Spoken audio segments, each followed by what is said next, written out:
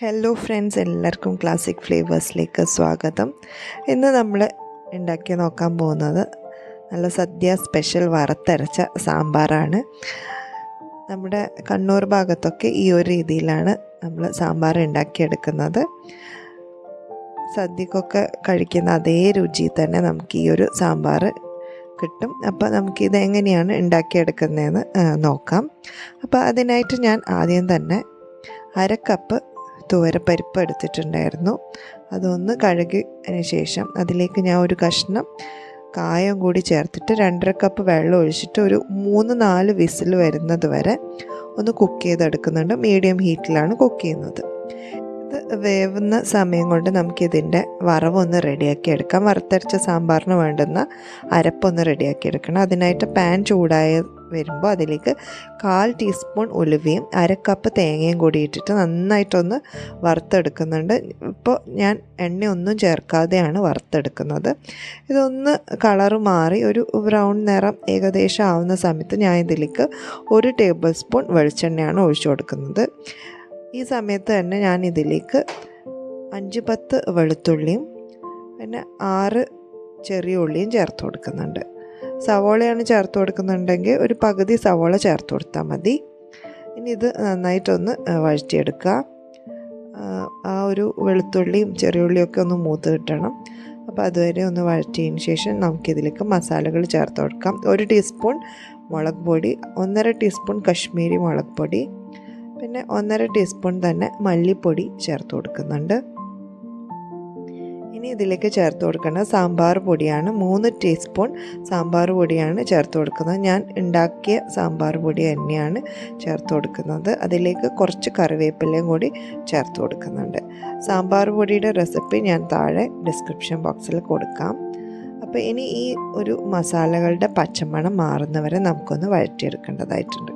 അപ്പോൾ നിങ്ങൾ ഇതുവരെ എൻ്റെ ചാനൽ കാണാത്തവരാണെങ്കിൽ ഒന്ന് സബ്സ്ക്രൈബ് ചെയ്ത് സപ്പോർട്ട് ചെയ്യാൻ മറക്കരുത്.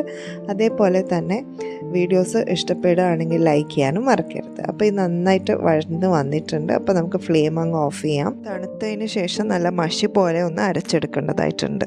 വെള്ളവും കൂടി ചേർത്തിട്ടാണ് നമ്മളിത് അരച്ചെടുക്കുന്നത്. ഈ സമയത്ത് നമുക്ക് സാമ്പാറിന് ആവശ്യമുള്ള പുളി ഒന്ന് കുതിർത്തെടുക്കണം. അപ്പം ഞാനൊരു നാരങ്ങ വലിപ്പമുള്ള പുളിയാണ് എടുത്തിരിക്കുന്നത്. അതിലേക്ക് തിളച്ച വെള്ളമാണ് ഒഴിച്ചു കൊടുക്കുന്നത്. തിളച്ച വെള്ളത്തിൽ കുതിർത്ത് കഴിഞ്ഞാൽ അതിൻ്റെ എക്സ്ട്രാക്റ്റ് മുഴുവനായിട്ട് നമുക്ക് കിട്ടും. അപ്പോൾ അതൊന്ന് മാറ്റി വെക്കുക. ഈ സമയത്ത് ഞാൻ ഒരു ചട്ടി അടുപ്പത്ത് വെച്ചിട്ടുണ്ടായിരുന്നു. അതിലേക്ക് ഒരു 1/4 ഭാഗം വെള്ളരിക്കയുടെ കഷ്ണങ്ങൾ ഞാൻ ഇട്ട് കൊടുക്കുന്നുണ്ട്.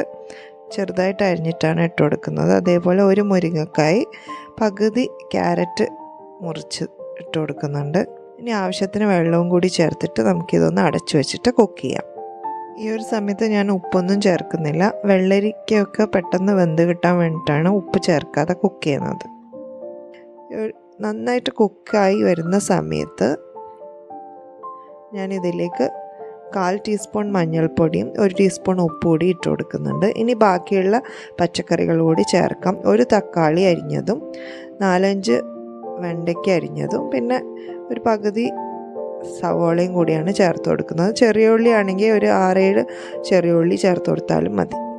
ഇനി നന്നായിട്ടൊന്ന് തിളച്ച് വരുന്ന സമയത്ത് നമുക്കിതിലേക്ക് നമ്മൾ നേരത്തെ കുക്ക് ചെയ്ത് വെച്ചിരിക്കുന്ന പരിപ്പ് കൂടി ചേർത്തെടുക്കാം.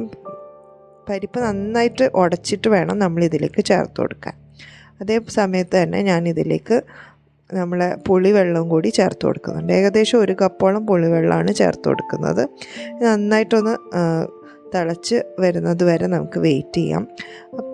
തിളച്ച് വരുന്ന സമയത്ത് ഞാനിതിലേക്ക് നേരത്തെ നമ്മൾ അരച്ച് വെച്ചിരിക്കുന്ന തേങ്ങയുടെ അരപ്പ് കൂടി ചേർത്ത് കൊടുക്കുന്നുണ്ട്. അതിൻ്റെ കൂടെ തന്നെ 1 കപ്പ് മിക്സിയുടെ ജാറിൽ ഞാൻ 1 കപ്പ് വെള്ളം കൂടി ചേർത്തിട്ട് അതുകൂടി ഇതിലേക്ക് ഒഴിച്ചു കൊടുക്കുന്നുണ്ട്.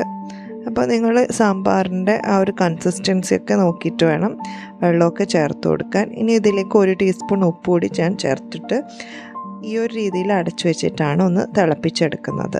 നല്ല രീതിയിൽ തന്നെ ഒന്ന് തിളച്ച് വരണം. നല്ല രീതിയിൽ ഒന്ന് വെട്ടി തിളയ്ക്കുന്ന സമയത്ത് ഞാനിതിലേക്ക് 1 പിടി മല്ലിയില ചേർത്ത് കൊടുക്കുന്നുണ്ട്. കറിവേപ്പില ഉണ്ടെങ്കിൽ കറിവേപ്പില കൂടി ഇട്ട് കൊടുക്കാം. ഇനി നമുക്ക് ഫ്ലെയിം ഓഫ് ചെയ്തിട്ട് ഇതിൻ്റെ താളിപ്പൊന്ന് റെഡിയാക്കി എടുക്കാനുണ്ട്.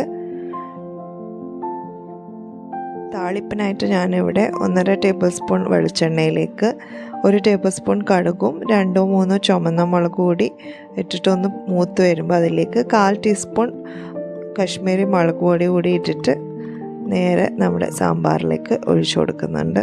അപ്പോൾ നമ്മുടെ ടേസ്റ്റി ആയിട്ടുള്ള സാമ്പാർ ഇവിടെ റെഡിയാണ്.